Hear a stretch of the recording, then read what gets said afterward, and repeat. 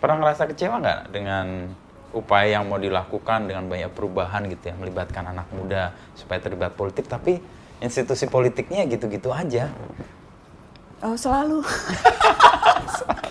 Tapi gini, untungnya sekarang alternatif untuk mengaktualisasikan diri, untuk menunjukkan suara, untuk berperan itu tidak terbatas di partai politik. Persis. Ya. Jadi ada banyak forum, ada banyak medium nih, dan menurutku teknologi juga memungkinkan suara-suara itu bergaung lebih keras gitu. Ada banyak sekali kan inisiatif-inisiatif warga yang dilakukan gitu. Apakah lewat petisi, change.org gitu ya. Kalau kita crowdfunding ada kita bisa, ada Benih Baik, ada berbagai macam medium atau platform yang memang akhirnya memungkinkan kita bisa berkontribusi di luar partai politik gitu.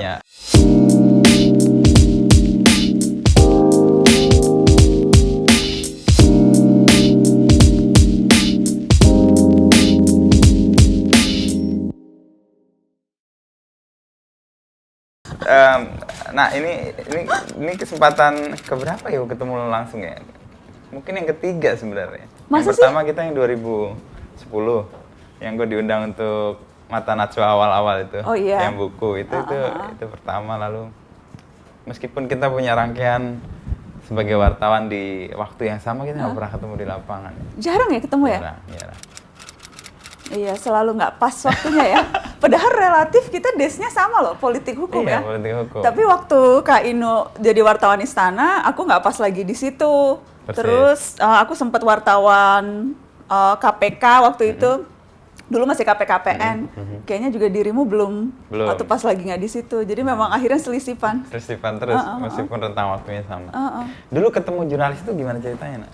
Jadi hal yang kemudian digeluti sampai sekarang udah berapa tahun nih? 20 tahun ya? 20 tahun. Dulu itu sebetulnya quote unquote nggak sengaja.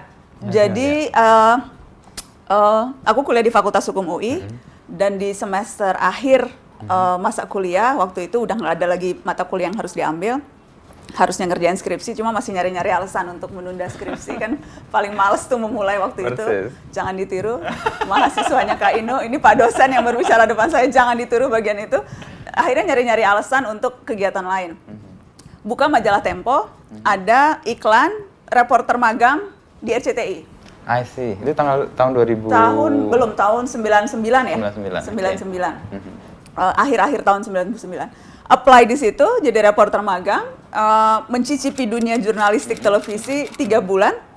Tapi ternyata 3 bulan itu tuh mengubah rencana panjang selama 4 tahun sebelumnya. Padahal yang udah kebayang, waktu itu tuh aku milihnya justru litigasi, jadi hukum acara. Jadi dilatih bagaimana beracara di pengadilan, bikin surat dakwaan, bagaimana menginterogasi saksi, sesuatu yang mungkin agak terbawa sampai sekarang. Tapi ya itu dilatih, dididik menjadi pengacara. Sempat kepikiran jadi hakim, bahkan sempat mau jadi jaksa. Tapi ya itu 3 bulan mencicipi dunia ini, pindah ke lain hati dan memutuskan untuk menjadi wartawan. Momen apa atau peristiwa apa yang membuat perubahan? Kan itu kan rencana panjang ya dari Nana untuk menjadi hakim bahkan ya. Tapi tiba-tiba switch ke jurnalistik. Mungkin nggak ada satu momen tertentu ya, cuma aku ingat ketika pengalaman magang di RCTI waktu itu di saat banyak reporter benerannya dalam tanda kutip reporter seniornya yang lagi cuti. Aku ingat aku magang di masa-masa akhir tahun, jadi banyak yang cuti. Kayak bulan-bulan ini. Bulan-bulan inilah gitu. Dan waktu itu Natal dan Lebarannya tuh berdekatan. Jadi praktis jumlah reporternya tuh berkurang drastis. Akhirnya saya yang anak magang ini diberi berbagai macam tugas liputan yang sebetulnya kalau dilihat-lihat sekarang itu gila sih anak magang disuruh kayak gitu. Dari mulai liputan mudik waktu itu, liputan bahkan aku ingat Kofi Annan waktu itu datang ke Indonesia. Sekjen PBB. Yang ditugaskan untuk meliput, mencegat di bandara, dan waktu itu sangat bangga karena berhasil bertanya langsung ke Kofi Annan dan cuplikan jawabannya muncul di mana-mana itu karena pertanyaan reporter magang RCTI ini. Dan banyak hal gitu, jadi mencicipi langsung bukan hanya sekedar magang tidak melakukan tugas-tugas gitu ya, tapi ini benar-benar jadi real reporter, dan itu yang kemudian membuat ini kan profesi ini sangat menarik ya Mas Inu. Iya. Maksudnya kita tuh dapat kesempatan untuk ketemu beragam orang dalam situasi yang nggak biasa, ketemu orang yang sama tapi kapasitasnya berbeda-beda gitu ya. dan itu nggak ternilai sih pengalaman itu yang kemudian mengubah rencana 4 tahun sebelumnya. Terus berdamai dengan mimpi yang lama, dengan menjadi hakim dan sebagainya, lalu memulai mimpi yang baru itu gimana? Karena sampai sekarang pun dalam berbagai kapasitas sebagai jurnalis atau sebagai pewawancara begitu ya, itu ilmu yang aku dapat di Fakultas Hukum masih sangat kepake. Kita kan mahasiswa hukum itu kan diajarkan untuk bisa mengambil kesimpulan dengan cepat. Dilatih untuk bisa memisahkan mana fakta hukum, mana tidak gitu. Memilih diksi yang tepat itu juga ngaruh tuh. Pencurian, penggelapan maknanya tuh berbeda walaupun kurang lebih perbuatan yang dilakukannya masuk kategori yang sama gitu. Jadi saya merasa skill yang saya dapatkan ketika saya di Fakultas Hukum, kemampuan untuk bisa misalnya kalau sekarang tuh memisahkan mana yang sesungguhnya penting, mana yang tidak, kemudian juga mengambil benang merah dari banyak rangkaian peristiwa, itu semua tuh dilatih di Fakultas Hukum dan terbawa sampai sekarang, termasuk ketika berbincang dengan politisi. yang cara interogatif itu yang enggak, politisi itu kan orang yang terbiasa menyembunyikan kejelasan ya Kak Inu. Atau terkadang berlebih-lebihan memaksudkan kepentingannya. Dan aku selalu dari dulu tuh percaya percakapan, terutama kalau percakapan isu-isu politik, isu-isu publik, orang yang bertanya itu harus sama pahamnya begitu tentang isu yang dibahas dengan orang yang akan ditanya, terutama kalau lagi-lagi isu-isu kepublikan, karena kan tendensi pejabat negara, pejabat publik untuk jarang menurutku pejabat negara yang punya kesadaran penuh mau membuka semua informasi atau menjadi transparan ke publik gitu. Itu pasti defaultnya adalah menyembunyikan sesuatu, apapun kepentingannya. Mungkin saja kepentingannya tidak buruk, cuma dia masih belum yakin, masih harus menahan informasi karena takutnya malah jadi blunder, apapun itu.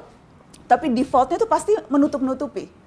Jadi kemampuan untuk bisa menggali, kemampuan untuk bisa mengorek informasi, itu kemampuan yang menurutku wajib dimiliki oleh wartawan dan juga oleh pewawancara, khususnya pewawancara isu-isu publik. Dan itu aku dapatkan kurang lebih ketika menjadi mahasiswa hukum.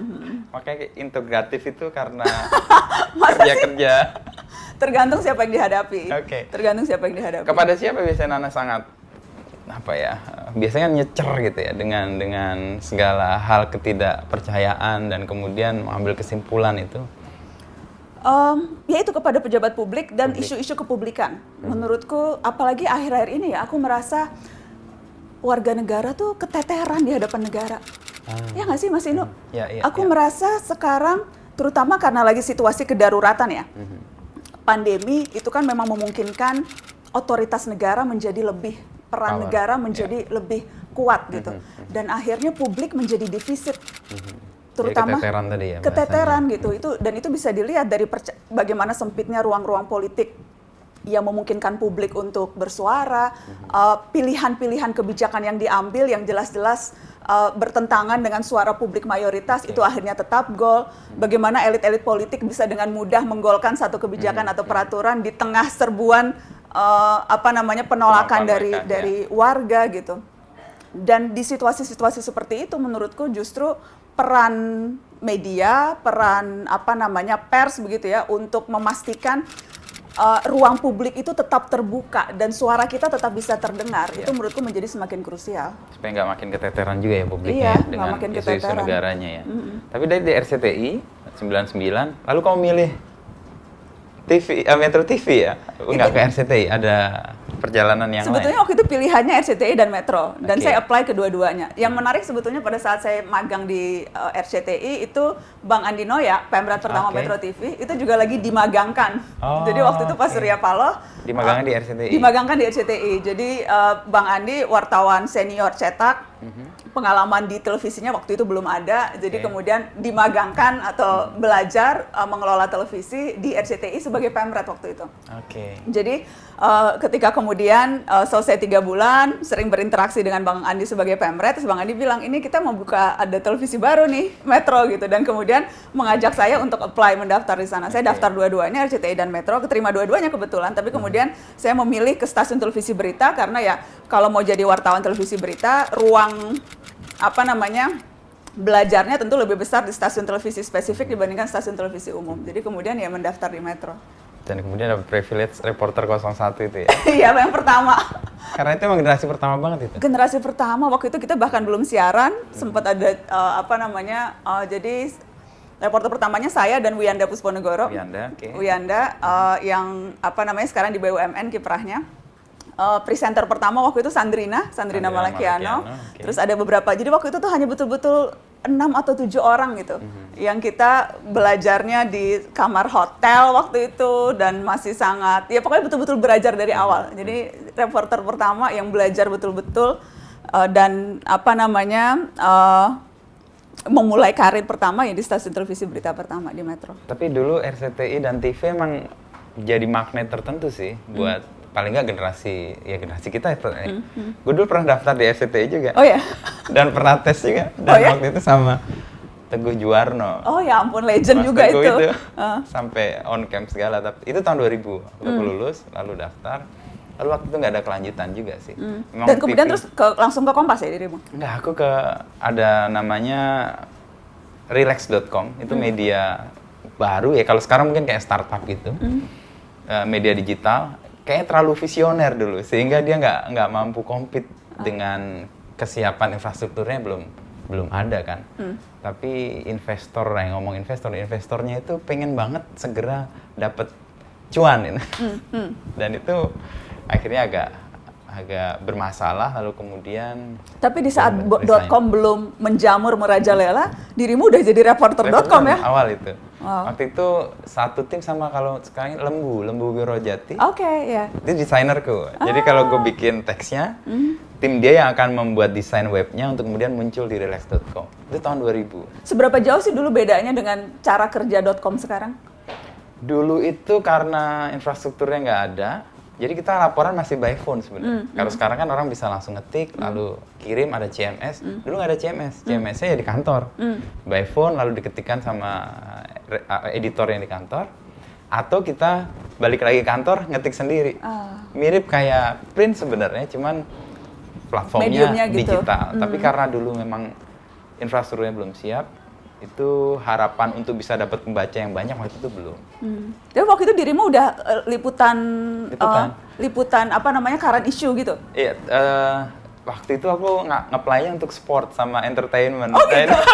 Itu kayak yang nggak gue banget gitu. Masa sih? Iya, tapi waktu itu... Oh dulu belum hobi sepeda ya? Kalau sekarang disuruh ngomongin sepeda mungkin... Dulu liputannya hampir, kan kantornya di Tamrin, Sudirman, di sebelah Hard Rock itu, BI Tower dulu. Hampir setiap hari itu liputannya ke Hard Rock Cafe itu. Nungguin artis-artis? Artis semua yang gue ngerasa, ya awal-awal seneng sih gitu ya. Tapi lama-lama kayaknya enggak deh. Terus habis liputan malam kelar gitu, biasanya diajak gaul lebih malam lagi sama teman-teman. 2-3 bulan ngerasa kayak nggak masuk. Terus kemudian sama, lihat di koran ada lowongan, wah ini ada reporter Kompas juga nih. Jadi kemudian daftar di situ, jadi wartawan Kompas. Sempet mau ke HAI waktu itu, tapi juga nggak selesai waktu itu karena gue belum lulus. Tahun 2000 bulan April gue ingat, terus baru lulus bulan Mei. Itu kampus mana sih Mas Inu? STF Driarkara, Sekolah Tinggi Filsafat. Oke. Itu sekolah yang susah. Susah masuk, susah lulus juga. Susah. Kata orang STF itu sekolah tanpa faedah katanya. Masa sih? Iya ya? Karena hampir siapa ya di era itu mau belajar filsafat? Mungkin sekarang mungkin agak seksi ya karena ada mungkin Dian Sastro, ada Eka Kurniawan, ada Putut, ada Rocky Gerung gitu. Dulu kan nggak ada bayangan. Orang-orang belajar filsafat. Sekarang ada Wisnu Nugroho. Enggak. Nah, perjalanan jurnalistiknya kan kemudian panjang tuh di Metro. Dan dalam perjalanan itu kan Nana punya program, lalu punya Mata Najwa yang kemudian besar ya, dan sampai sekarang dirawat ya. Itu sampai menemukan itu sendiri dan kemudian jadi passionnya Nana itu gimana? Sebetulnya ketika tawaran membuat program dengan embel-embel nama sendiri itu muncul dari Metro, itu sempat ada keraguan. Karena ya takut, khawatir ketika dulu diminta mengelola, mengasuh program Mata Najwa, atau waktu itu belum tahu Mata Najwa, tapi pokoknya program yang ada nama Luna gitu. Itu ketika sudah berkarir, itu kan 2009 tuh Mata Najwa. Jadi saya sudah berkarir kurang lebih 8 tahun Oke, jadi wartawan. Di Metro jadi wartawan. Dan ketika itu memang sudah mengelola banyak program yang lain. Jadi program prime time, kesempatan liputan-liputan yang eksklusif juga kerap saya lakukan gitu. Wawancara-wawancara yang dianggap penting dan strategis juga kerap kali diemban dikasihnya ke saya untuk melakukan. Jadi sebetulnya 8 tahun itu tuh udah banyak pembuktian dan investasi waktu dan pengalaman sesungguhnya. Jadi waktu itu khawatir kalau misalnya ternyata Mata Najwa-nya nggak berhasil, rasa-rasanya orang nggak akan inget nih 8 tahun investasi waktu pengalaman yang udah dilakukan selama ini. Khawatir kalau kemudian ternyata ratingnya jeblok, itu artinya Mata Najwa-nya nggak berhasil dan Najwa-nya yang nggak disukai. Kalau misalnya nggak ada sponsor yang masuk, itu artinya Najwa-nya yang nggak laku dijual. Kalau ternyata nggak bertahan cukup lama gitu ya, karena kan biasanya di TV tuh ada usia program gitu, rentang waktu. Biasanya dikasih kesempatan 13 episode, kemudian terus diperpanjang berapa episode dan sebagainya. Jadi ada kekhawatiran karena ya itu ada embel-embel nama yang melekat kan. Jadi pasti orang ngelihatnya bukan program TV-nya, memang Najwa-nya yang nggak berkualitas, memang dia yang nggak menarik sehingga nggak dilihat orang, memang dia yang nggak menjual sehingga nggak laku ada sponsor. Jadi itu ada ketakutan seperti itu. Jadi memang memutuskannya agak cukup lama tuh. Sedemikian sampai saya harus waktu itu cuti di luar tanggungan dulu. 2008 saya cuti di luar tanggungan, saya ngambil S2 Mas Inu. Saya dapat beasiswa ke Australia. Saya ngambil hukum dan politik di Melbourne Law School. Dan setahun saya di sana. Pulang persis 2009, persis pemilu langsung kedua yang kedua. Dan ketika itu udah kehabisan alasan menolak punya program sendiri. Jadi akhirnya terus ya udah saya mantapkan diri bikin Mata Najwa, dan di awal-awal tuh berat, struggling untuk bisa menemukan format. Saya sejak awal tuh ingin Mata Najwa tuh jadi tempat atau tontonan yang menarik untuk anak muda. Dan itu tantangannya berat di Metro terutama karena struktur audiens atau kepemirsaan di Metro TV itu nggak mudah. Kalau dilihat kategori pemirsanya tuh banyaknya tuh karena stasiun televisi berita ya, jadi banyaknya bapak-bapak 40-an, pensiunan bahkan, yang kelas AB yang lebih stabil gitu ya. Jadi anak muda, perempuan, ibu-ibu itu ya jarang yang nonton Metro gitu. Market baru tuh. Iya, sesuatu yang beda. Jadi memang berat memulai ketika saya spesifik bilang saya maunya Mata Najwa tuh untuk anak muda. Saya mau politik itu menarik, diperbincangkan, dan kemasannya juga bisa membuat orang mau betah nonton seperti kalau mereka nonton siaran televisi atau reality show gitu. Jadi dari awal saya udah kepengen gitu, dan agak berat karena sejak awal yaitu Metro beda kepemirsaannya. Jadi ya awal-awal itu kita nggak dapet rating, awal-awal banyak orang yang bilang ini terlalu maksa nih. Sedemikian tuh sampai saya inget logo pertama Mata Najwa tuh saya bikin warna-warni, kotak-kotak, sesuatu yang akan merepresentasikan darah dan jiwa muda gitu. Sementara kalau Metro tuh harus rapi, biru, gold, terstruktur dan sebagainya. Dan ini tiba-tiba beda sendiri.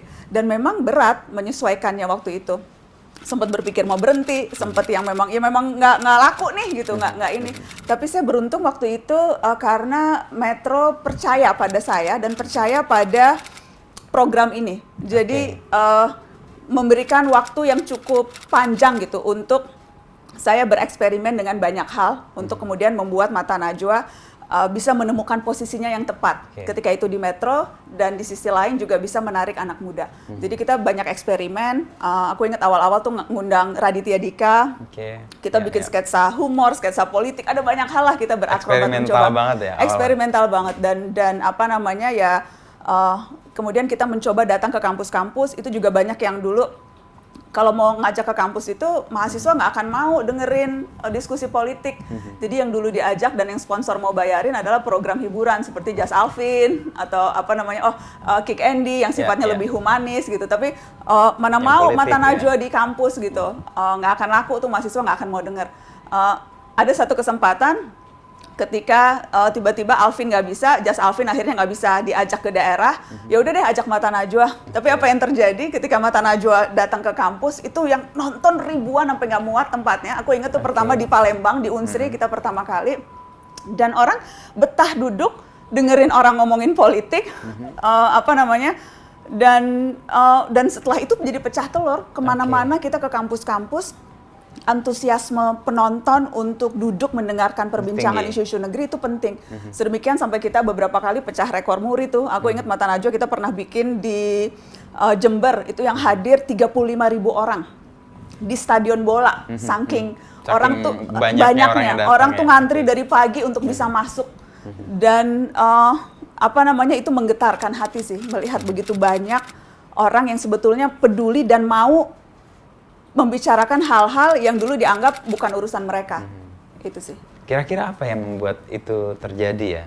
Kan tadi awalnya kan nggak terlalu yakin bahwa ini akan menarik minat anak muda. Baru ke Palembang, itu juga by accident kan, kayaknya gantiin Jas Alvin tadi. Tapi ternyata pecah. Apa sebenarnya yang kemudian mempertemukan itu, anak muda dengan program itu? Kalau dari dulu sih saya selalu percaya gitu pada anak muda tuh butuh sesuatu, kan ada banyak hal yang diasosiasikan oleh orang terhadap anak muda ya. Oh, senangnya yang remeh-temeh, senangnya yang receh gitu ya. Anak muda nggak mau diajak berpikir serius. Tuh ada tuh stigma-stigma yang ditujukan ke anak muda. Sejak awal tuh saya nggak percaya pada stigma itu. Melawan stigma itu. Tapi memang tidak semudah itu meyakinkan orang. Tidak semudah itu meyakinkan sponsor, tidak semudah itu meyakinkan orang-orang yang selama ini memang sudah kemakan berbagai stigma itu, dan memang akhirnya butuh pembuktian sekali untuk bisa kemudian ternyata bisa gitu. Sejak awal tuh, dan memang banyak hasil survei menunjukkan kan Mas Inu, anak muda peduli politik kok. Persis ya. Berita itu bagian dari keseharian yang mereka konsumsi. Mereka menjadikan informasi atau berita itu sebagai mata uang mereka untuk bersosialisasi. Nggak keren kalau belum tahu isu terkini gitu ya. Jadi mereka perhatian pada isu itu, dan tantangannya memang bagaimana kita menjernihkan definisi politik buat anak muda. Kalau misalnya politik hanya dilihat sebagai rame-ramenya elit, pasti mereka nggak akan tertarik apa hubungannya, apa benefitnya buat gue gitu. Mereka tuh ya sangat pragmatis gitu melihatnya. Kalau ini tidak memberikan benefit langsung yang bisa memicu kreativitas atau nggak akan terlibat, merasa itu sesuatu yang jauh dari ya nggak memenuhi kebutuhan. Jadi membuat politik relevan ke anak muda, membuat informasi sebagai hal yang memang akan menjadi pegangan mereka untuk mengambil tindakan, menentukan pilihan dan sebagainya. Itu kuncinya membuat program Mata Najwa, dan akhirnya kemudian membuat narasi spesifik detail untuk anak muda karena itu menjadikan ini relevan dan penting untuk mereka. Kalau dari refleksiku, anak muda itu sebenarnya nggak benci politik, mereka benci partai politik sebenarnya. Partainya ya? Karena kalau kita lihat pengalaman, kita jadi wartawan lah kan, banyak pengalaman melihat partai politik itu kan membuat kita sebel juga kan, dan ngerasa politik apakah sekotor itu ataukah politik memang sejelek itu. Padahal kan dalam pengalaman kan ada hal-hal baik yang bisa dimunculkan dari politik itu, asal tadi mereka terlibat, relevan buat mereka, punya sesuatu yang kira-kira akan bermanfaat buat hidup mereka panjang. Kesadaran itu kayaknya ketemu tuh ya dengan acara-acara di Mata Najwa itu ya. Dan menurutku partai politik memang salah satu institusi yang paling tidak mereformasi diri loh selama kita reformasi. Ya nggak sih Mas Inu? Jadi kalau kita ngomongnya teriak-teriak yang kita maki-maki 98 sekarang masih ada. Iya loh, di antara berbagai institusi demokrasi yang lain, partai politik yang paling lambat tuh reformasi atau keinginan untuk mengubah dirinya. Dan itu bisa terlihat dari ya minimal yang tampak menjadi pucuk-pucuk pimpinan partai politik sekarang gitu. Bagaimana kemudian kaderisasi yang mereka lakukan itu tidak melahirkan pemimpin-pemimpin baru. Ya ada orang-orang baru, tetapi apakah mereka memiliki posisi atau bisa memegang kendali kuasa atas berbagai langkah politik yang dilakukan oleh partai politiknya? Enggak. Jadi kalau misalnya institusi-institusi lain udah banyak yang memperbaiki diri, parpol kok masih stagnan ya? Mohon maaf kepada para politisi di luar sana, tapi memang ya nggak sih Kak Inu? Iya, saya ngeliatnya gitu sih. Kalau lihat dulu kan 98 kita kan ribut di jalan ya, sibuk untuk melakukan segala tuntutan supaya ada perbaikan gitu ya, partai politik. Ya nggak nyebut merek lah, intinya partai-partai itu masih bercokol, elitnya juga masih sama, cara kerjanya juga kurang lebih sama. Ada perbaikan, ada upaya untuk melakukan merespon masyarakat punya kepentingan, tapi itu sifatnya temporer banget, nggak jadi agenda besar ya. Dan sangat disayangkan sesungguhnya, karena yang memegang kendali kuasa minimal kalau kita bicara siapa yang menentukan pemimpin gitu ya, itu semuanya harus lewat partai politik. Konstitusi kan memang spesifik menyebut hanya partai politik lah kita bisa mencalonkan presiden. Kalau kepala daerah masih bisa lewat calon independen gitu. Tapi kalau kita bicara puncuk kekuasaan tertinggi, bagaimana kemudian kita berharap partai politik bisa melahirkan alternatif pilihan-pilihan pemimpin yang apa namanya, yang menarik gitu ya, itu ya memang akhirnya di partai politik. Pernah ngerasa kecewa nggak dengan upaya yang mau dilakukan dengan banyak perubahan gitu ya, melibatkan anak muda supaya terlibat politik, tapi institusi politiknya gitu-gitu aja? Oh, selalu. Tapi gini, untungnya sekarang alternatif untuk mengaktualisasikan diri, untuk menunjukkan suara, untuk apa namanya berperan itu tidak terbatas di partai politik. Persis. Ya. Jadi ada banyak forum, ada banyak medium nih, dan menurutku teknologi juga memungkinkan suara-suara itu bergaung lebih keras gitu. Ada banyak sekali kan inisiatif-inisiatif warga yang dilakukan gitu, apakah lewat petisi, change.org gitu ya. Kalau kita crowdfunding ada kita bisa, ada benih baik, ada berbagai macam medium atau platform yang memang akhirnya memungkinkan kita bisa berkontribusi di luar partai politik gitu.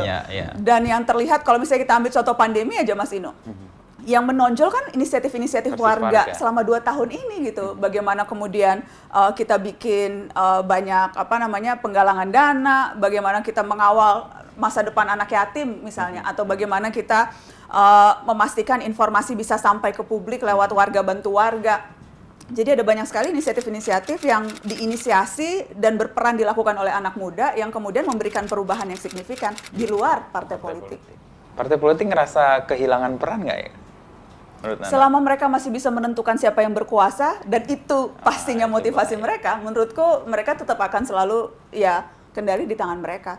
Dan ini yang menurutku akan menjadi semakin memekakan telinga nih tahun-tahun ke depan. Ya nggak sih, kita praktis nih, ini 2021 mau selesai nih. 2022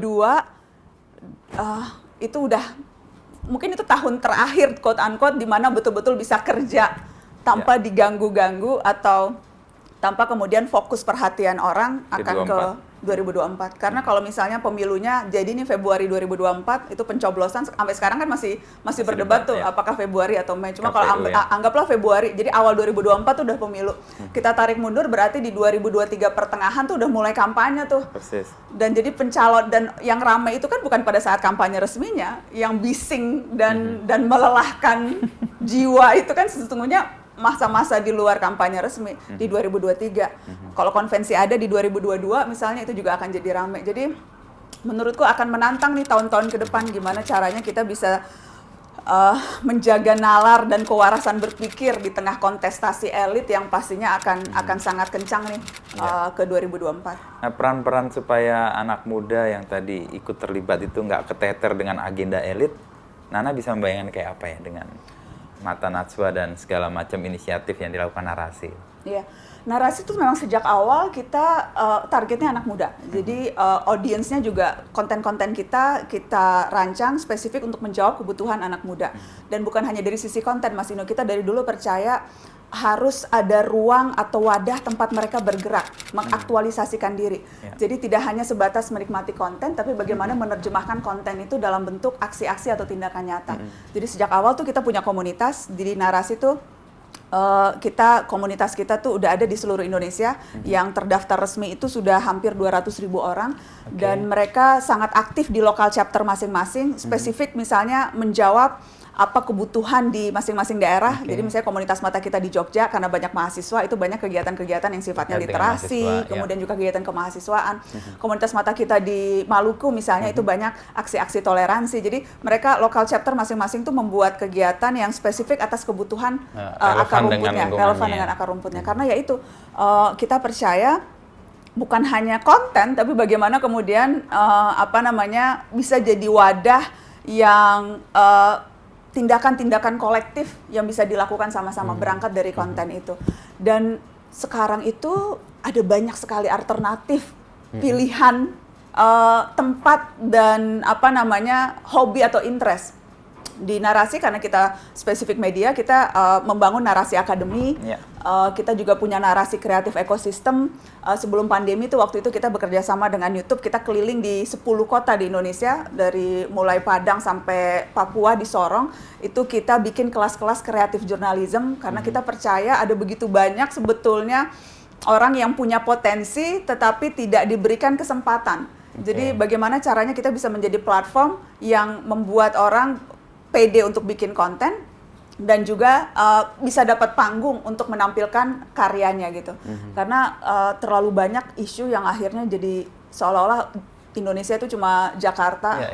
Seolah-olah kita cuma urusan Pulau Jawa gitu ya. Padahal ketika kita keliling daerah tuh luar biasa gitu di mahasiswa-mahasiswa atau konten kreator di Sumatera Barat, di Padang itu kemampuannya menulis sangat menonjol. Kalau yang jadi masing-masing punya ciri khas sendiri tuh, keunikan. Di Papua itu videografernya keren-keren. Jadi kemampuan mereka untuk mengcapture gambar lewat video gitu, itu juga menarik. Jadi perlu dikasih kesempatan, perlu diberikan platform atau panggung untuk anak-anak muda ini. Ancaman buat partai politik nggak ya? Kan 200.000 dan banyak lokasi yang sebenarnya jadi bisa menumbuhkan kekuatan-kekuatan baru juga untuk politik. Saya nggak sampai ancaman sih, karena kan kita nggak punya ini ya. Tapi maksudku minimal menyeimbangkan suara. Atau parpol juga berpikir ya akhirnya. Iya, karena menurutku Mas Inu, kalau dibandingkan negara tuh kan punya banyak sekali itu ya. Mereka punya fasilitas, punya senjata, punya kuasa, punya tentara, punya uang gitu. Sementara warga negara punya suara. Dan menurutku kalau misalnya suara itu hanya dipakai atau dikapitalisasi hanya 5 tahun sekali gitu, itu hubungannya akan menjadi sangat jomplang, tidak imbang.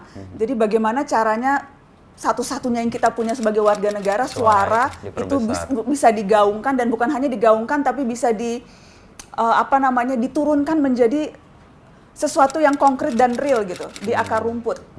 Karenanya sekali lagi butuh komunitas, butuh wadah untuk bisa menurunkan berbagai suara tadi menjadi tindakan-tindakan yang kolektif yang real di lapangan gitu, dan komunitas menjadi salah satu wadah untuk melakukan itu. Iya. Untuk berjejaring dengan komunitas itu Nana melakukan dengan cara apa? Lagi-lagi pandemi memang akhirnya membuat tantangannya menjadi lebih besar. Kalau dulu sebelum pandemi kita saya rutin berkeliling daerah, kemudian juga membuat berbagai kegiatan. Dan menghubungkan satu jejaring dengan jejaring yang lain. Mereka rata-rata itu independen membuat kegiatan sendiri. Yang dilakukan narasi adalah mengetok pintu atau membukakan jalan supaya mereka bisa berkolaborasi dengan sponsor di lokal, atau kemudian juga kita perkenalkan dengan mitra-mitra lokal yang memungkinkan mereka juga bisa membuat kegiatan sendiri. Dan sekarang akhirnya mostly dilakukannya secara online. Pertemuan-pertemuan komunitas online, kemudian juga ada banyak kegiatan.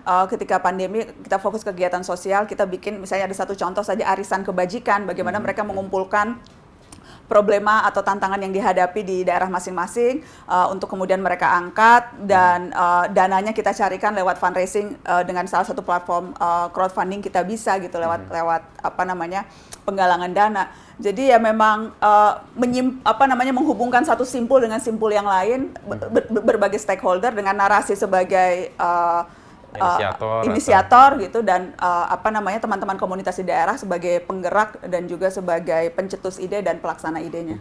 Apa yang mempertemukan mereka semua? Kesamaan ide kah atau kesamaan kepentingan kah atau yang lain? Mostly kesamaan ide. Jadi berangkat dari hal yang sederhana sesungguhnya. Dulu ketika belum ada narasi, masih ada Mata Najwa, mereka diikat oleh pemirsa Mata Najwa. Jadi topik-topik yang diangkat di Mata Najwa, kemudian juga values yang kerap kita tunjukkan lewat pemilihan-pemilihan topik ataupun kegiatan-kegiatan yang kita lakukan. Jadi berangkat dari sesederhana nilai-nilai, ide-ide yang kita tularkan atau berusaha kita kembangkan lewat program televisi Mata Najwa. Tapi sesudah punya narasi, dengan kesadaran penuh bahwa kita butuh komunitas untuk bisa menggerakkan dan bisa membuat ide-ide ini menjadi lebih teraktualisasi di lapangan, itu menjadi semakin terstruktur. Kita buat komunitas khusus, kita kemudian di awal-awal memang memberikan kesempatan mereka untuk terlibat dalam berbagai program narasi. Tapi ya itu, sesederhana semuanya dulu suka nonton Mata Najwa, fans Mata Najwa. Dan kemudian sekarang berkembang bukan hanya Mata Najwa, tapi lebih dari itu nilai-nilai atau values yang kerap kita gaungkan. Dan kemudian berpikir soal narasi, dari Mata Najwa tadi ke narasi, bayangan Nana apa tuh dengan narasi? Sebetulnya tuh berangkat dari, saya merasa seminggu sekali tidak cukup untuk bisa menyuarakan berbagai hal yang penting. Ini dimiliki warga tadi, suara iya, tadi. Iya, ada begitu banyak isu. Aku ingat bahkan sampai sekarang pun setiap kali menentukan topik Mata Najwa tuh berantemnya panjang gitu. Karena berantem di antara editor gitu, di antara tim Mata Najwa. Enggak, kita ngangkat isu ini, ngangkat isu ini. Belum lagi sekarang kan hubungan antara pemirsa atau netizen dengan kita pengelola program itu kan sangat cair, sangat dekat.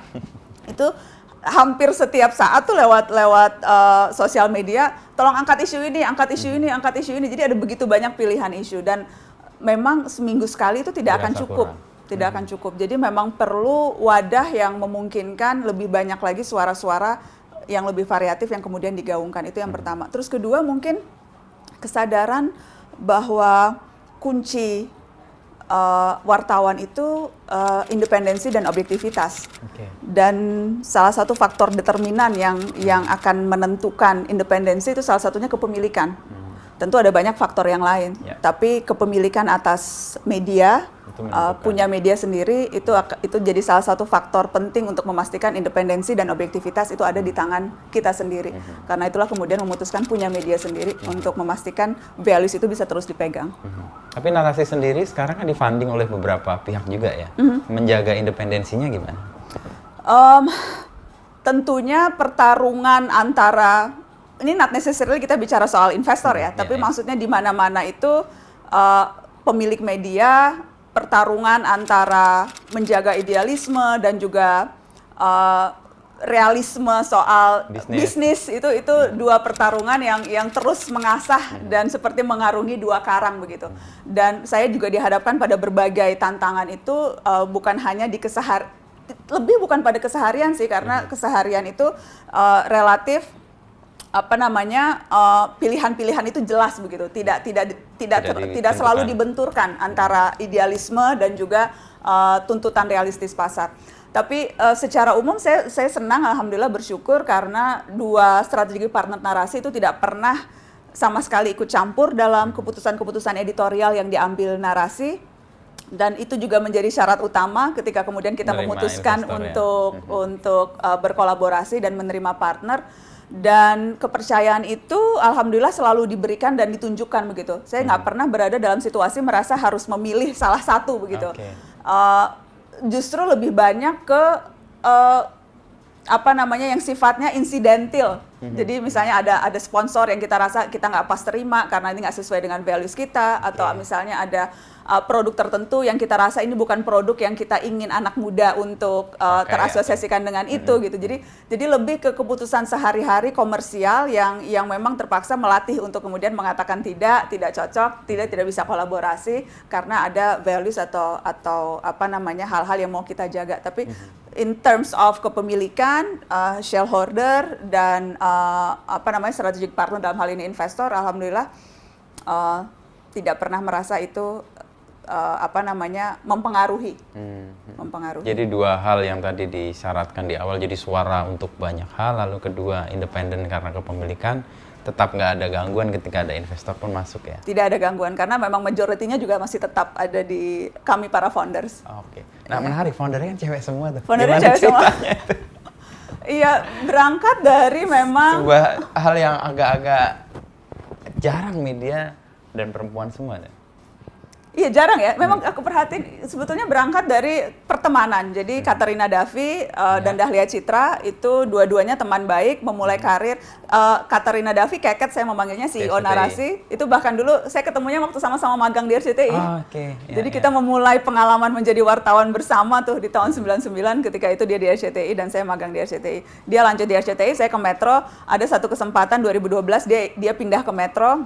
Kita kerja sama-sama dan kemudian ketika dia resign lebih dulu dan kemudian saya resign dari Metro dan kita memutuskan untuk membangun narasi sama-sama. Dahlia Citra juga bertiga. Dan memang kan ini sebetulnya industri yang sangat maskulin ya Mas Inu. Industri media itu sangat maskulin. Kepemilikan media, terutama media yang umum ya. Itu yang semuanya perempuan itu jarang, bahkan mungkin nggak ada ya. Dan kalau diperhatiin startup media yang muncul 5 tahun terakhir itu juga rata-rata laki-laki. Semuanya laki-laki. Makanya kan sangat kompetitif ya. Dibandingkan dengan kalau sejak awal tuh aku merasa pendekatan kolaborasi, karenanya tidak segan-segan tuh kita menjalin partnership misalnya dengan Trans 7 untuk menyiarkan Mata Najwa di awal-awal awal. Kemudian juga kita kolaborasi dengan banyak media, dengan Kompas.com. Kita kerap kali berkolaborasi dengan waktu itu dengan Tirto, dengan Detik, dengan Kumparan gitu. Jadi sejak awal pendekatan kolaboratif itu salah satu ciri utama pendekatan kepemimpinan perempuan menurut saya, itu justru malah jadi pembeda dibandingkan dengan media secara umum yang lebih maskulin. Sebenarnya. Penyelamat ya? Karena kalau lihat dari perkembangan dan perjalanan banyak media dengan arus yang kompetitif itu akhirnya bisa tumbang yang saling berkompetisi, tapi dengan kolaborasi tadi Nana cerita dengan Trans untuk program Mata Najwa itu kan kayak jadi sesuatu yang menghidupi terus kan. Kalau pengalaman di Nana ada broadcast yang menyiarkan Mata Najwa kan dapat audiens yang gede dan orang juga secara bisnis juga memberi masukan kan? Iya, itu memang pilihan sadar yang kita ambil ketika waktu itu Mata Najwa berkolaborasi dengan Trans 7 itu juga pilihan untuk memastikan narasi secara bisnis itu tetap ajak, karena di awal-awal narasi itu kan di mana-mana seperti halnya media baru atau startup biasanya tuh bakar duit gila-gilaan tuh. Persis, ya. Untuk beli iklan, untuk mempush konten gitu. Dan itu akan kalau tidak dilakukan dengan hati-hati akhirnya banyak kita lihat yang bahkan beberapa tahun medianya pun masih berdarah-darah begitu. Kebakaran beneran. Kebakaran beneran gitu. Dan alhamdulillah pilihan untuk berkolaborasi sejak awal itu pilihan sadar yang kita lakukan untuk memastikan sembari kita memperkenalkan narasi ke publik, sembari kita membenahi internal narasi, melahirkan banyak konten, kita ada revenue yang ajak. Yang secara bisnis akan bisa memastikan kita tidak akan mungkin bisa mengcover seluruh pengeluaran, tapi minimal itu bisa membuat kita, nggak perlu deg-degan tiba-tiba tutup gitu. Jadi itu pilihan sadar yang dilakukan ketika berkolaborasi dengan institusi lain gitu, sambil kemudian menyiapkan narasi sebagai media yang akan bisa go full force dengan platformnya sendiri. Lalu memilih Trans 7 itu pertimbangannya apa? Karena kan banyak yang nawarin pasti kan, dari setelah 2008 keluar dari Metro dan mengatakan Mata Najwa selesai, lalu 2017 ya. 2017 ya, lalu Nana rehat. Pasti kan tawaran banyak. Memilih Trans 7 karena apa? Chemistry tentunya. Dan waktu itu memang kita melihat sekali lagi target Mata Najwa sejak awal itu anak muda. Dan ketika Mata Najwa akhirnya keluar dari Metro, kita ada kesempatan untuk lebih memperbesar audiens mudanya. Trans 7 salah satu stasiun televisi yang audiens mudanya banyak, besar. Audiens perempuan mudanya juga besar. Jadi dari segi kepentingan untuk apa yang dibutuhkan oleh audiens Trans 7 dan juga kepentingan Mata Najwa untuk memperbesar audiens itu matching, cocok gitu. Di sisi lain juga bagaimana broadcasting right-nya itu ada di Trans 7, tapi digital rights atau bagi orang menyaksikan Mata Najwanya lewat platform digital itu ada di narasi.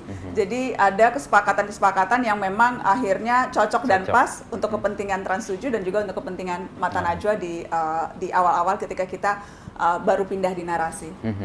Dan gitu. Kepentingan itu kemudian menjadi bekal untuk kemudian menumbuhkan yang narasi tadi itu ya? Iya. Jadi berawal dari Mata Najwa, itu sebagai IP. Jadi Mata Najwa itu IP yang dikelola narasi. Kita punya mengembangkan banyak IP. Kalau yang saya terlibat langsung di dalamnya, misalnya ada Catatan Najwa, ada Shihab, terus kemudian tahun ini kita mengembangkan Surat untuk Najwa, terus kemudian sejak 2 tahun yang lalu kita juga punya narasi newsroom yang spesifik untuk menghasilkan konten daily maupun investigative report, kemudian juga ada narasi signature, itu yang program-program dokumenter, kita juga ada child brand Women by Narasi, tempat atau wadah untuk safe space untuk perempuan mengaktualisasikan diri. Kemudian kita ada child brand Get Started, itu untuk meningkatkan profesionalisme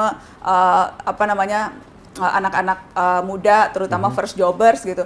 Jadi kemudian berkembang menjadi banyak konten dan banyak brand. Tapi memang dimulai dari Mata Najwa ketika itu sebagai IP pertama dan yang paling sudah paling lama gitu, karena sudah lahir sejak tahun 2008, jadi sudah 12 tahun. Kalau model konten di media kan kurang lebih sama nih Nak ya. Gue juga penasaran soal model bisnisnya sebenarnya. Bagaimana narasi dengan segala macam IP yang tadi ada gitu ya. Kemudian akhirnya ketemu model bisnisnya di satu-satu. Selain yang tadi udah pasti ada di Trans 7 ya dengan Mata Najwa atau dari investor tadi. Ada kebayang nggak kalau di media pada umumnya kan model bisnis kalau media digital ya kayak itu kan paid views dengan programatik pasti, lalu iklan pun kita dalam posisi yang agak tertekan karena semua saluran itu dikuasai oleh raksasa platform teknologi. Iya, banyak orang yang bilang kue digital itu gede, tapi larinya tentunya ke platform-platformnya, not necessarily atau bahkan tidak larinya ke medianya. Menurutku memang ini tantangan sih, Mas Inu. Dan ya narasi melakukan yang dilakukan oleh semua media online secara keseluruhan begitu. Sponsorship, kemudian juga ada konten marketing tentunya yang dilakukan. Kita juga punya event, kita melakukan banyak event. Event itu juga salah satu backbone yang ada di narasi.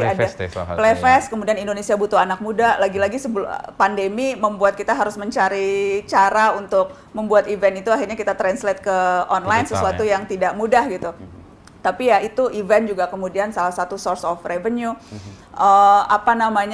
Kita lagi mencoba mempersiapkan untuk subscription, tapi lagi-lagi itu juga tantangannya. Tadi Mas Inu cerita tidak semudah itu membuat orang mau mengeluarkan uang untuk membayar berita. Media gratis kan, apalagi apa yang di internet harusnya gratis. Orang merasa seperti itu. Iya, tapi orang mau bayar untuk musik. Hai teman-teman, kamu mau membayar untuk musik, mau membayar untuk film, berbagai platform lengkap nggak sih itu? Lu punya Netflix, lu punya Disney, lu punya apa, you name it.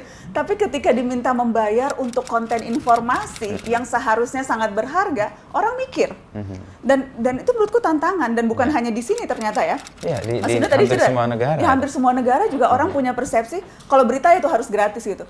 Seolah-olah kita liputan tuh nggak pakai effort, seolah-olah gaji wartawan yang senior, yang punya kapasitas kemampuan jejaring, yang punya skill tertentu itu kan harus dihargai gitu. Mungkin bayangan mereka wartawan tuh kerja ini kali ya, perjuangan. Jadi nggak harus dihargai secara bisnis ya. Di satu sisi ya ada panggilan hati, ini, tapi ya realita hidup harus dihargai dan berarti ya.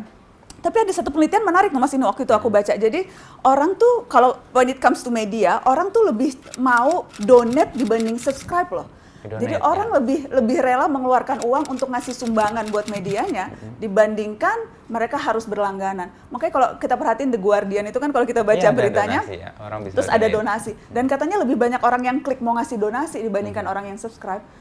Jadi mungkin ya harus bisa jadi pilihan sih. Tapi sustainability-nya mungkin agak berat ya. Karena kan donasi kan karena orang tergerak hatinya. Tapi kalau subscribe kan pasti nih tiap bulan orang otomatis terpotong di kartu kreditnya kah atau apa. Dan ini selalu jadi perbincangan dimanapun, di event media manapun di seluruh dunia gitu. Kalau ada conference tentang media, pasti salah satu subtopiknya adalah bagaimana menemukan skema bisnis yang pas untuk media. Apalagi di tengah sekarang semua orang merasa bisa jadi media.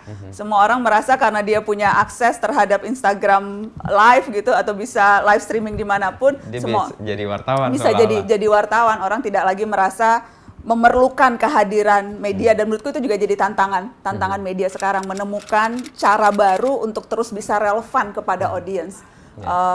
Itu juga ya PR kita di industri ini. Kalau Nana sendiri ngelihat, sepakat nggak dengan jurnalisme warga atau warga yang bisa jadi jurnalis?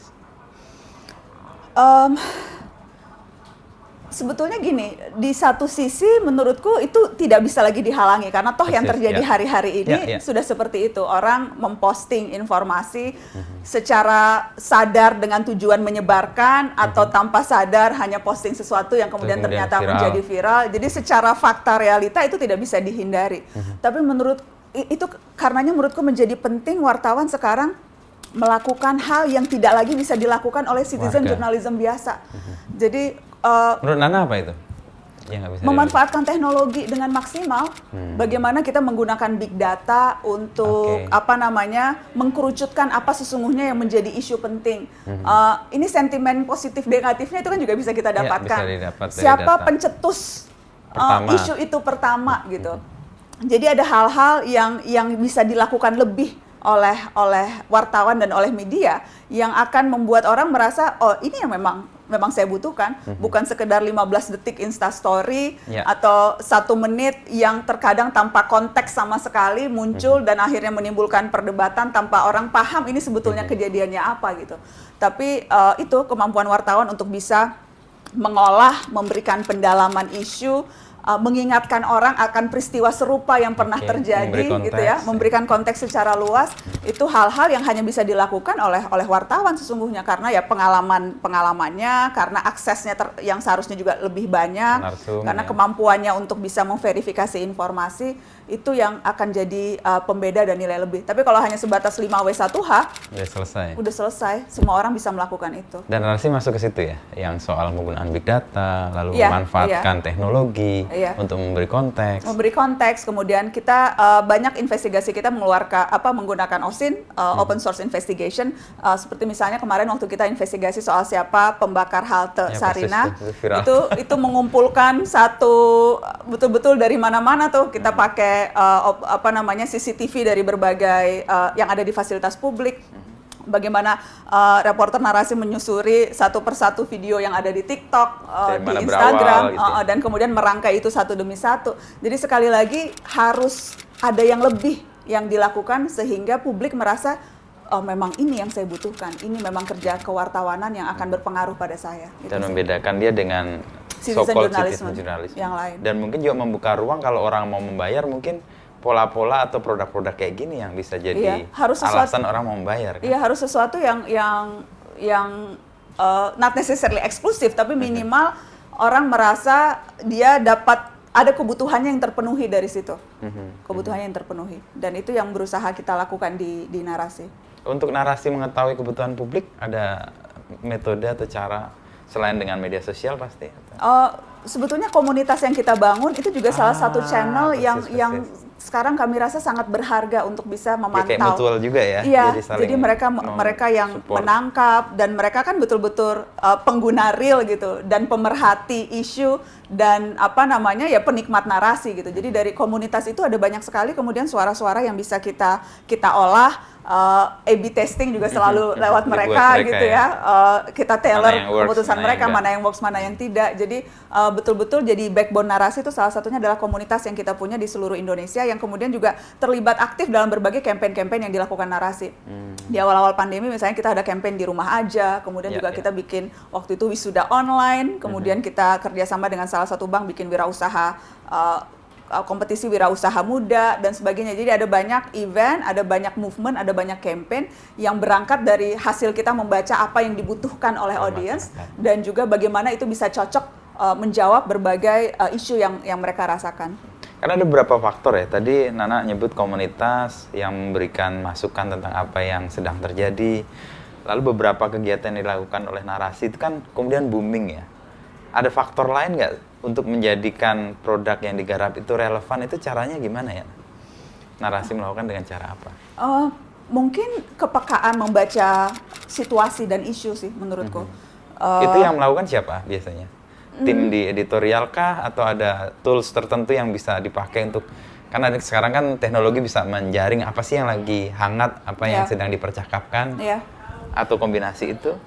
Kombinasi sesungguhnya. Jadi memang ya terkadang kalau kita bisa membaca apa yang lagi ramai dibicarakan, salah satunya lewat sosial media, tapi kan terkadang itu kan fabrikasi juga tuh di sosial media. Kan gampang sekali tuh membuat. Ada buzzer-buzzer. Gampang banget buat trending topik dan sebagainya. Tapi itu jadi salah satu tools. Kemudian juga lebih ke diskusi-diskusi yang dilakukan di internal, bukan hanya oleh tim editorial, tapi tim branding, kemudian juga tim marketing, dan masukan-masukan dari berbagai pihak. Jadi kombinasi atas itu semua sih, Mas Inu. Dan momen juga sih, menurutku terkadang itu momen yang tepat itu akan bisa menjadi make or break satu event atau satu kampanye. Seperti ketika kita memulai dengan di rumah aja, di momen ketika memang awal-awal sekali pandemi gitu ya, dan kemudian akhirnya bergulir. Dan disambung dengan konser musik di rumah aja, itu juga salah satu konser musik online perdana yang dilakukan di pandemi dan juga bergulir sedemikian rupa. Jadi momen yang tepat itu juga yang menurutku kerap kali menjadi penentu apakah movement ini atau campaign ini akan bisa berhasil dan menarik publik untuk mau join. Dengan power yang demikian gede gitu ya. Sering orang mengutip pernyataan Peter Parker sih di di Spider-Man itu. Pasti kan tanggung jawabnya gede banget. Nana pernah merasa terlalu terbebani nggak dengan itu semua? Apalagi suatu hal sudah pecah gitu, sudah rame, dan kemudian besok harus melakukan sesuatu yang lain lagi. Nanti tanggung jawabnya lebih gede lagi kan? mungkin bukan terbebani ya, cuma memang menurutku tanggung jawab itu ada di setiap orang, terutama untuk media. Aku percaya kita tuh memang harus punya kesadaran untuk lebih hati-hati dan juga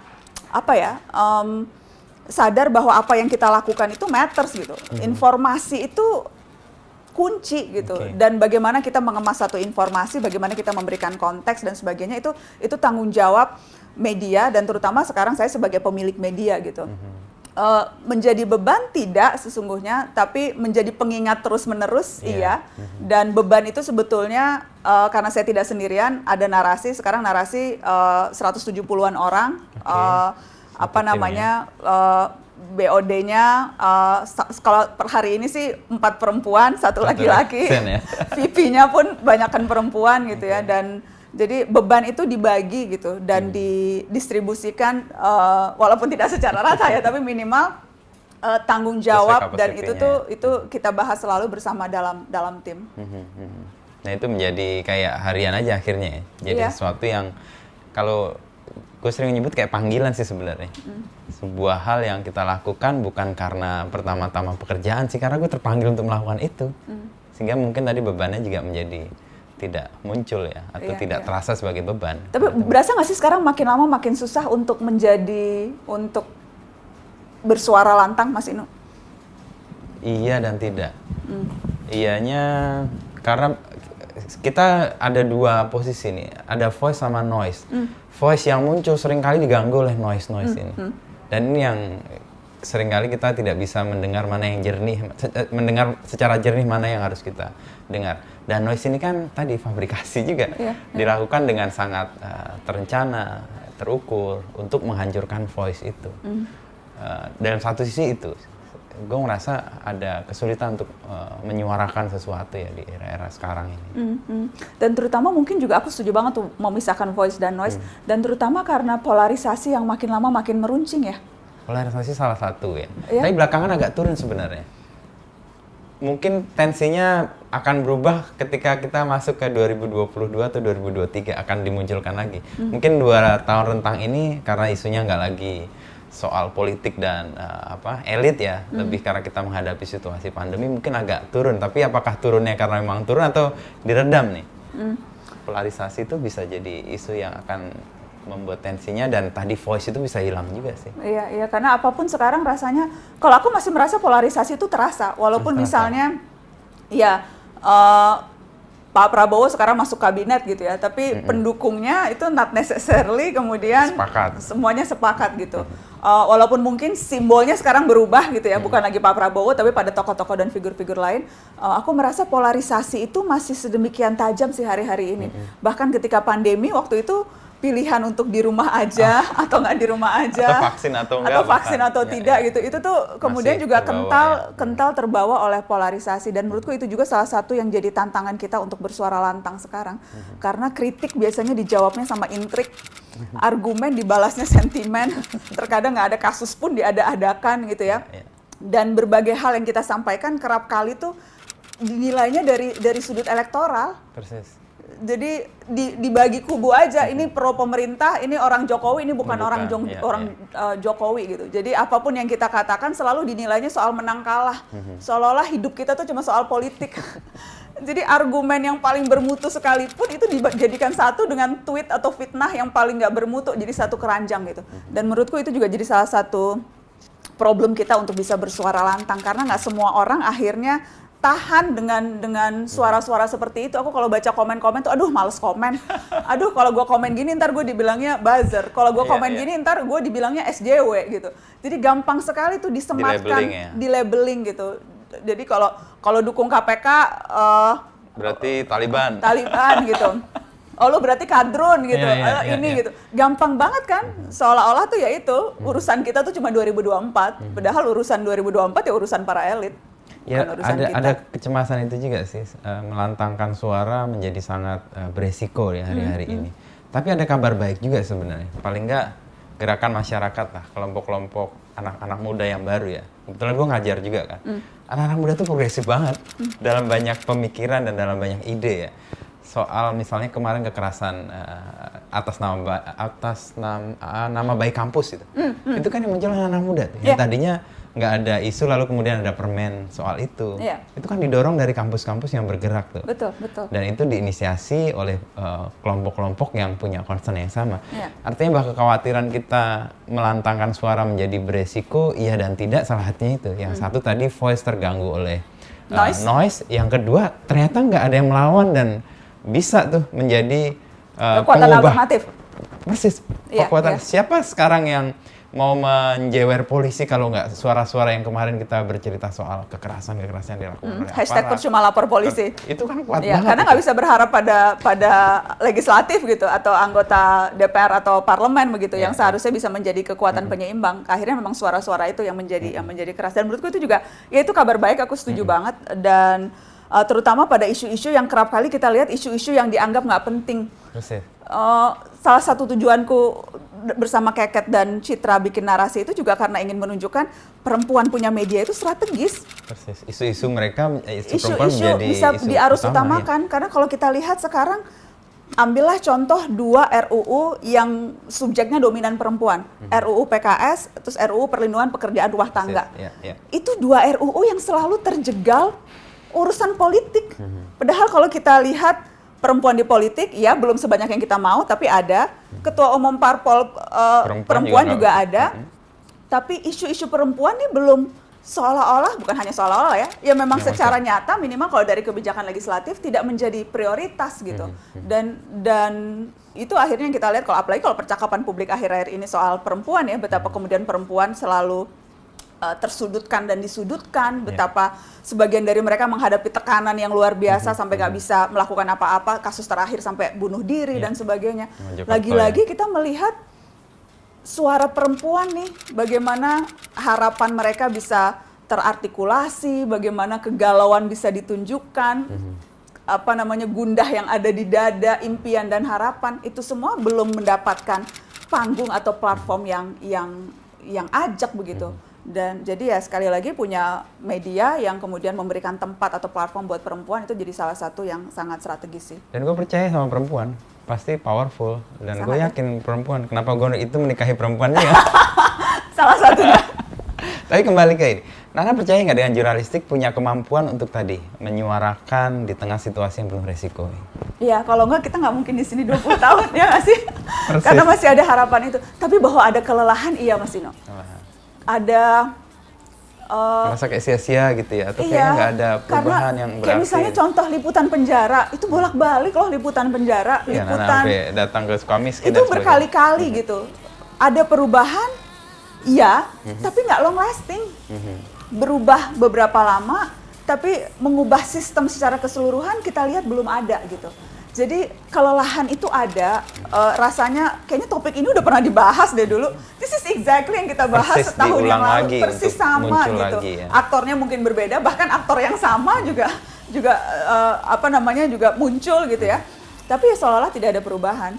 Dan itu yang memang melelahkan. Dan biasanya mengobati kelelahan itu dengan yang tadi Mas Inu bilang, ngelihat anak-anak muda nih yang progresif, yang berani mendobrak melawan arus gitu ya, yang berkumpul, mereka bikin barisan sendiri dan menunjukkan eksistensi gitu ya. Itu suara yang tadi menunjukkan suara, itu harapan-harapan yang bisa bikin kita agak tenang sedikit ya. Paling nggak pelanjutnya nanti akan punya cara yang lebih. Karenanya wadah untuk bisa menampung suara-suara itu untuk menyeimbangkan kekuasaan negara, bukan pemerintah ya, negara gitu ya, yang makin lama yang tadi aku bilang makin dominan dan suara-suara publik yang harus terus digaungkan. Menurutku kuncinya di situ. Ya, di belakangannya ada tulisan, jadilah penenang bagi rakyat yang gelisah, jadilah penentu ketika semua